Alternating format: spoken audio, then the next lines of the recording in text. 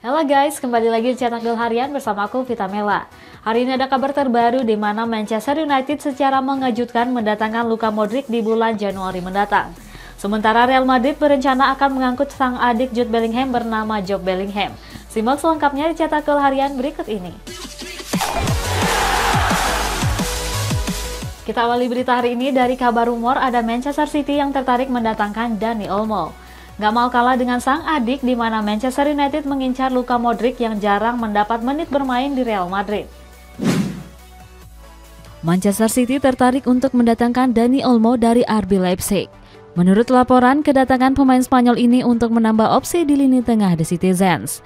Sebelumnya, Dani Olmo sendiri sempat mengisyaratkan bakal kembali ke Barcelona. Hanya saja Blaugrana mundur setelah RB Leipzig membandrolnya dengan harga 50 juta euro. Manchester United berpeluang besar untuk mengangkut gelandang Real Madrid yakni Luka Modric.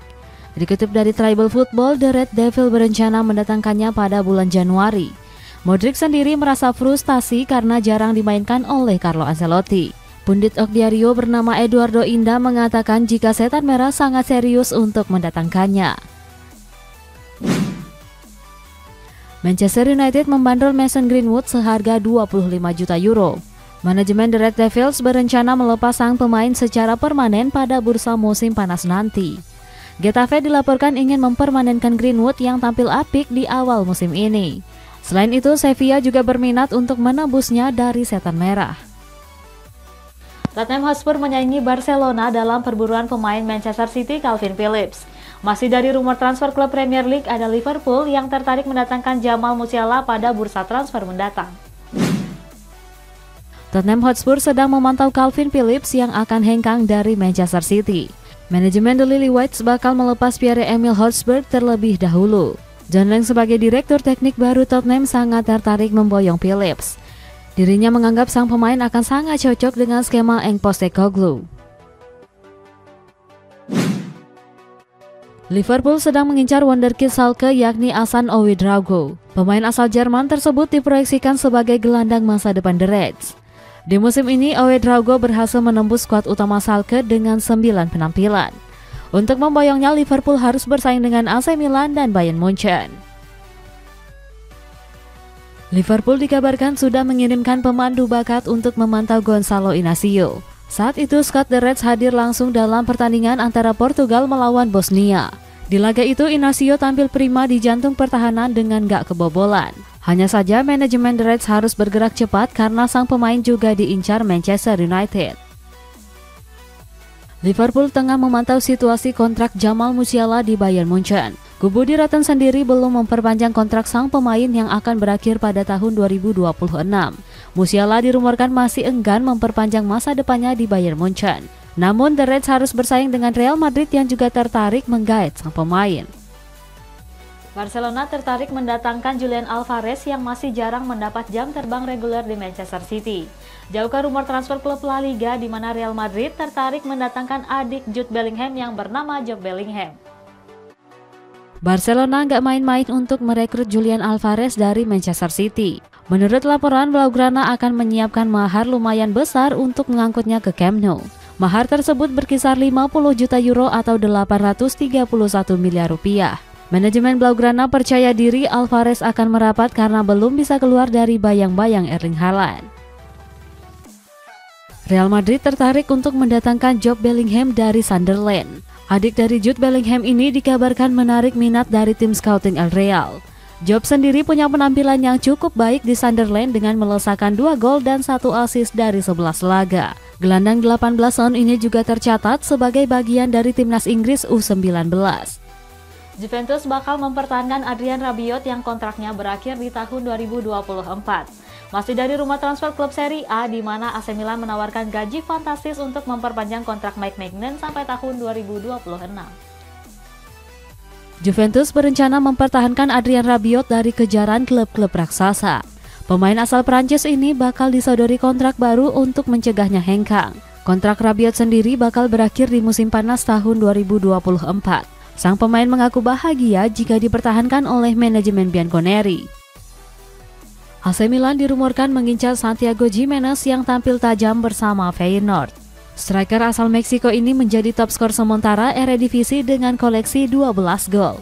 Bomber 22 tahun ini dibanderol oleh Feyenoord dengan harga 25 juta euro. Kontrak Gimenez bersama skuad The Pride of South baru akan berakhir pada tahun 2027 mendatang. AC Milan berusaha memperpanjang kontrak Mike Maignan yang akan habis pada tahun 2026. Rossoneri enggan kehilangan sang kiper yang punya peran vital di dalam skuad. Kiper asal Prancis ini bakal ditawarkan gaji fantastis agar tetap bertahan di San Siro. Maignan diprediksi bakal digaji 7 juta euro per tahun, jumlah yang setara dengan gaji Rafael Leao. Glasgow Celtic mengincar Andriy Lunin untuk menggantikan posisi Joe Hart yang kontraknya berakhir di tahun 2024. Sedangkan Inter Miami sudah siap memboyong Luis Suarez untuk menjadi tandem Lionel Messi di lini penyerangan. Glasgow Celtic tertarik memboyong Andriy Lunin yang tersisih dari posisi kiper utama Real Madrid. Pemain asal Ukraina ini menjadi pilihan kedua setelah kedatangan Kepa Arrizabalaga. Lunin akan diproyeksikan untuk menggantikan Joe Hart yang kontraknya berakhir di tahun depan. Selain Lunin, Celtic juga mengincar kiper kedua Liverpool Colin Kelleher. Inter Miami berencana menggait Luis Suarez di bursa transfer musim panas tahun depan. Pemain Gremio itu disiapkan untuk menjadi tandem Lionel Messi di lini depan The Herons.